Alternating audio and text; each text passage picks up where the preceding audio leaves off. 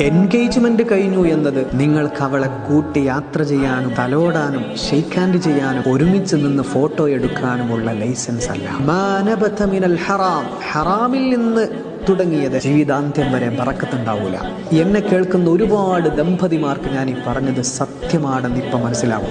അടുത്ത കാലങ്ങളിൽ വിവാഹം കഴിഞ്ഞ് എല്ലാവരും ഒന്ന് ആലോചിച്ച് നോക്കാം. നിങ്ങൾക്ക് നിങ്ങളുടെ കെട്ടിയോൻ ഹലാലാകുന്നതിന് മുമ്പ് നിങ്ങളെ കൈപിടിക്കാനും നിങ്ങൾ ആസ്വദിക്കാനും പരിശ്രമം ഉണ്ടായിട്ടുണ്ടോ? നിക്കാഹിന് ശേഷം ആ പഴയ മനോഹാരിത നിങ്ങൾക്ക് കിട്ടൂല. വിവാഹത്തിന് മുമ്പ് പറഞ്ഞ വാഗ്ദാനം അദ്ദേഹത്തിന് നിറവേറ്റാൻ കഴിയില്ല.